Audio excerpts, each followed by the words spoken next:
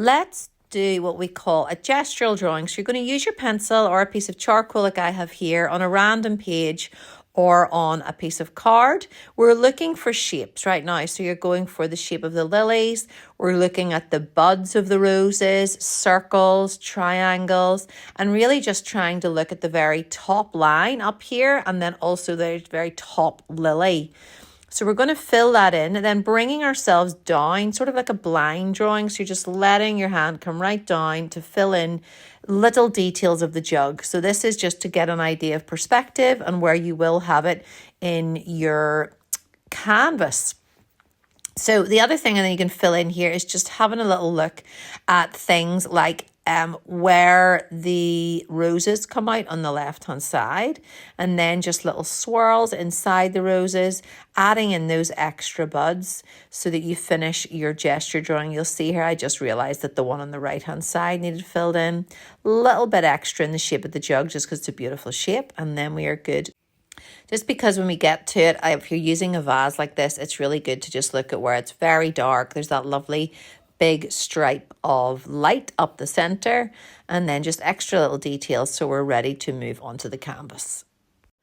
Interestingly, I decide to draw the jug first and this one. So it's nice to get that centered part of the whole arrangement. So just a nice light gestural feel about this too. And again, you don't have to do this bit. You can do this with a little brush and a tiny bit of like a grey paint on it because you'll paint over it. But when we're painting and we're getting used to loose drawings, this actually does help the process because it plants some of it for the brain. So you'll see just exactly the same formation we're going to add in, but you'll feel now you're more confident, especially if, like for me, I'm moving onto a larger canvas. So you can see I'm just filling in it's much easier when you're working in this wider canvas. This is slightly wider than A4 page. And just filling in those lovely shapes. And I'm chatting to my mother-in-law actually while I was doing this, so that's why I'm taking a little longer here. This is showing our standard blue, ultramarine blue, cadmium red, and 2 shades of yellow. You don't need to have that. One is lemon yellow, one is cadmium yellow, and then our simple black and white. With this, I am using my professional paints, so there's a beautiful style to them and they really are lovely and thick and creamy. But the first thing we're going to make is our green. So we're adding both yellows here just because of variation, but please do just use one yellow if that is all you have. We're going to add in some blue to it and we're going to mix our first green. Now we're going to add in some blue just to the right-hand side of your green so that you can pull the green that you've mixed yourself into it and make it that nice shade of exactly the same base. Now adding some of the lemon yellow or just any yellow you have to the other side of that original green. So this is the tertiary colours where we have these 3 shades of the one green. And this makes my favourite. I absolutely love lime green. Now you're going to take a little bit of red down into that first green. I'm adding a little bit of blue as well there because I want it to be, you'll see in the background with our flowers, there's a variation of colour there where it's a bit more earthy, and you'll see that in my demos. I like to add red gradually into. And you'll see us getting started there with that nice earthy colour of green. And I'm just starting to plant on colours. As I say in my other demos, when you can see my face, I like you to squint at what you see. So for me, and we'll always see different, and I want you to remember that, it's through the artist's eye. So you're going to plant on shades of this this sort of murky green colour, and you might not necessarily see it in all of it, but we're planting it in. We're planting little clusters of it over to the left, over to the right. Then we're going in with our lightest green, which is our lovely lime green, and I'm letting a little bit of that pull in. You see the murky one? So there's this nice language. I've added water to my brush, mixing it in again. I like to roll off the paint so you get all the colours together and there's a real harmony in your painting. And then we're going to go for adding that in. So where there is dark, there is always light. So you want to make sure that you're adding in the light to the top of those leaves, which have that earthy green underneath. You'll see that there's actually quite a lot of lime green coming through there.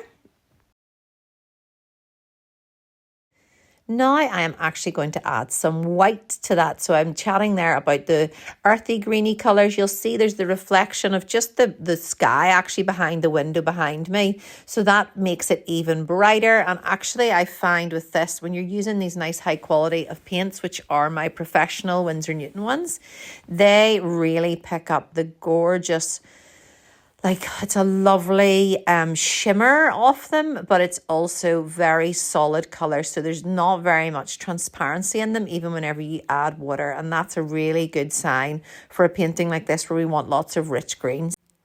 Moving on to our darker green, one of the earthy ones, which had more blue in it. And I've didn't show you there, but I'm pretty sure that I will have allowed some of the remnants of the other colours to come, even though I've washed my brush, letting them come through. So we still have that nice earthy undertone. But you'll see here, I'm starting to frame in around the roses. So again, squint your eyes as you look at the roses and you're really just looking for light and dark and you're translating it as you see. So that's the nice thing about having the roses really close to us here. So light and dark, where you've got light, you've got dark, but try not to be stripy with it. You'll see it can become a little bit stripy. So I'm now going to go back in again with my dark green and I'm actually making it a little darker by adding the blue. You can add a little bit of black to this if you want to, but we'll get there. So for now, I'm just looking at the dark on the left-hand side, which is a little bit heavier than over on the right. And you just plant in shapes. Some of them will be triangles, some of them will just be exactly like we do with the gesture drawings. We just simplify it into these shapes and we build it out layer by layer.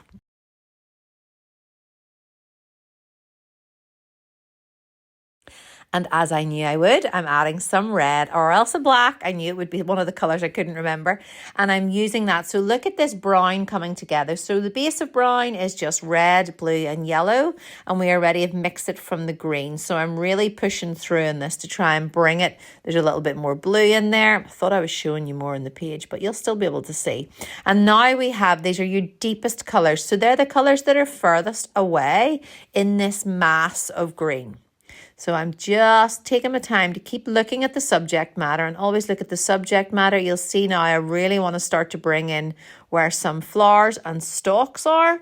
So you can mirror that as well. So we can bring in light eventually to it. But really it starts to become this lovely, rich, authentic greens. And now I want to start to frame up around where this rose and lily is. So I'm pushing the dark colours away by blotting in the different shapes, and that will push the light ones forward towards us.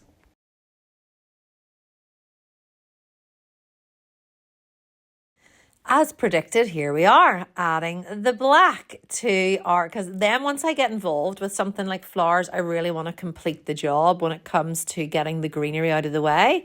So I've now added black to that earthy brown, which started with a green base and then more dark blue and more red. And I'm just looking to see where I can plant this in.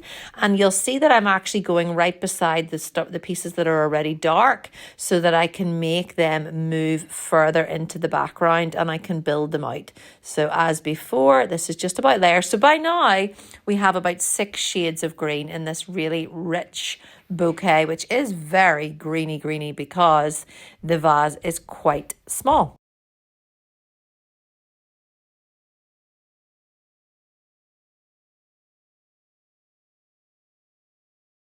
And now we add this is a bright yellow, but you can pick any yellow for yours, and adding it into the areas where we see the very light, bright yet light. And you can also now add, when the leaves fold or when they have that nice vein down the middle, this is where you can start to lift it. And this can be anywhere in the bouquet. You'll see I add it to the very back as well. But just taking a little moment to see the whole picture now as we build it out, so we don't have too much area or it's too stripy or it's too cluttered in one area. You want there to be a really broad range all throughout the whole piece before we add in the flowers. Cleaning your brush now, I actually changed my water here and I'm changing my plate. On the plate, we have red and a big chunk of white, and you'll see I immediately just knew that this was going to work really well for the lilies. So I'm just adding in, rolling over the brush again. And as I like to say to you, mix a solid colour. Don't leave it with lots of strains of different colour in it. So I'm just starting to match the colour now here and look and see which flowers I will use it for. And I go straight in with the lilies. You can see there, this is the beauty of one brush. I'm just adding in the brush marks. My painting is starting to dry in the green, but I didn't really panic if I picked up some of the other colours, but I really committed to these lovely shapes, and the softness of the colour is actually really good for working with how soft these petals are, and it's a really nice contrast. So I use it as well in excuse me. Okay, and then we're going to take some of the white and we're pulling it across using whatever is on our brush here, so we're getting a variation of shade. And I love giving you that cue to always remember to make 1 or 2 shades of the same colour. So we started with the red, then we added our white. Now we're mixing again to make a nice lighter shade. And what this will do again is this just picks up the nice bend and the flow and the shape of the lilies. So that starts to come in, and just really commit to it now, because this is where the flowers. So now we've added in a really bright version of it, and you haven't missed much. We just added more white to make a third shade, and it's really rich. I was just showing my mother-in-law across the table it there. So this now, look at the shapes, beautiful. It starts to bring in real life to the painting, as with always. The white comes forward, the darker shades go back, and you just feel like there's a lovely floral bloom coming to life. You do not need to use this. You can just go for a different red, but I decided to bring my neon pink, and I'm adding in my red to it. And because the neon pink is not the same quality as my professional paints, you'll see that the red kind of takes over. But I wanted there to be a little cherry tint to what I was using. Then I decided to wipe it out by adding in some blue. So then we get this purple, but this is good for you to just see the process. What I was thinking about was looking at the roses in the far background to the left of the bouquet, and then also the centre of the one which is near the foreground. So once I got a deep shade that I was happy enough, I then made a more red tint of that. But it shows you how you can just work with bringing the colours back in, even though you flatten them out with the darker shades. So I commit straight to it, that back left rose, little bud there at the back. And then you just start to fill in where that shade appears. So squint your eyes again if you need to.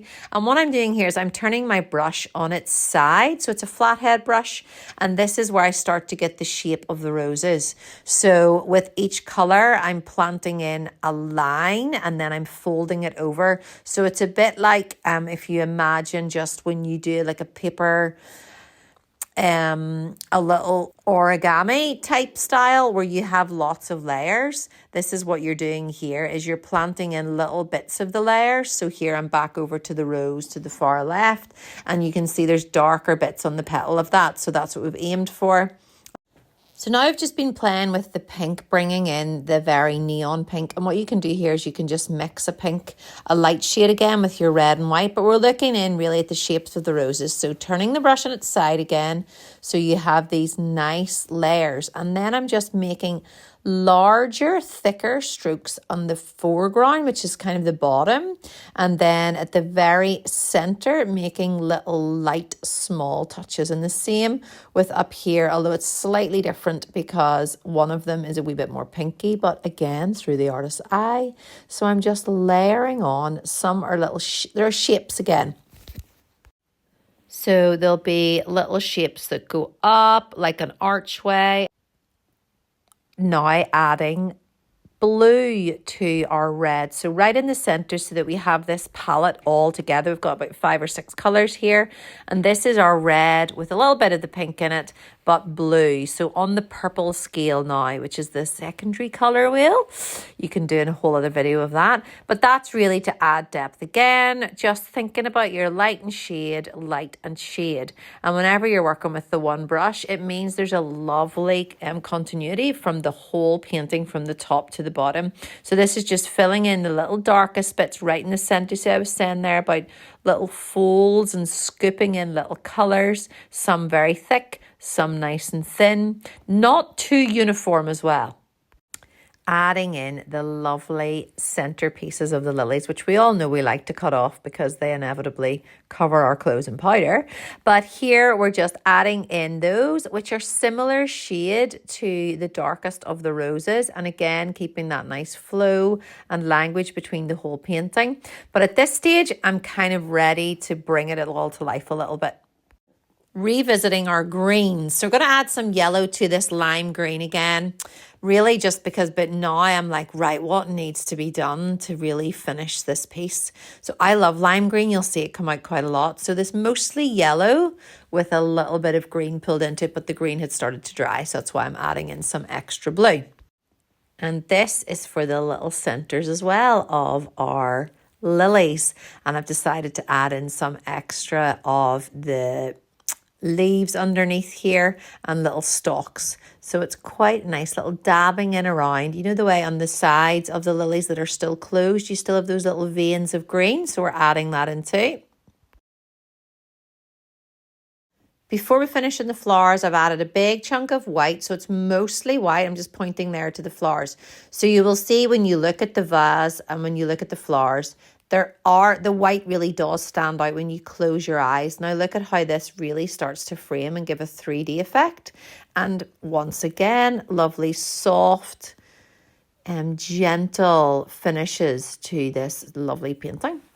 And you'll see I go underneath some of the leaves here as well, just to really make those pop. Lastly, onto our vase. So I'm really keeping this very simple as different shades of grey. So we've got black and we've got white, and we start with the lighter version of it and I just plant it on.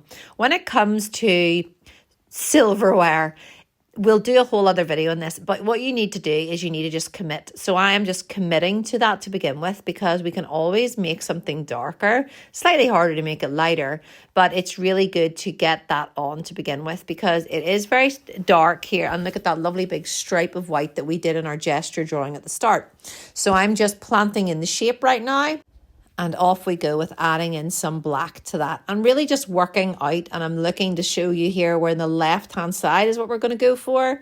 And we're going to plant so we get that big gap down the middle. So you see there's a little curve as well going on to the shape of the vase. And onto the right hand side, and now that starts immediately to make it more 3D, and we just build out from there. And I really want this because it's just one brush, and because I want the whole feel of the painting to feel very light and easy. So I'm really committing to the 4 or 5 shades of grey here. I've sped this up 2 times here just because I know you'll want to see it, but I know you want to be taught it. But I know that you don't need to see every little tiny detail, but you can see I really wanted to show you by using my finger and pointing at it. So we're planting in, and that's the only way I can say it and simplify it. We are planting the dark shades on, and you just keep looking at what you see and you keep planting it on. So that little scoop along the bottom means that we start to make the bottom of the jug. Then we're right into the center. I'm actually adding, of course I am, I'm taking up that dark black shade and I'm adding it into the very depths of the bouquet as well. Following on from the depths of things and committing, here I am with just a white on my brush, and I am starting to put in wherever I see that lovely rich white. And you see along the bottom of the jug there too, you can make it really base, lovely and round. Grabbing our green plate one last time, adding some blue to make a darker brown, and then just putting the brown table down. And that is you complete. Well done. I think I added a bit to the lilies, but that's it.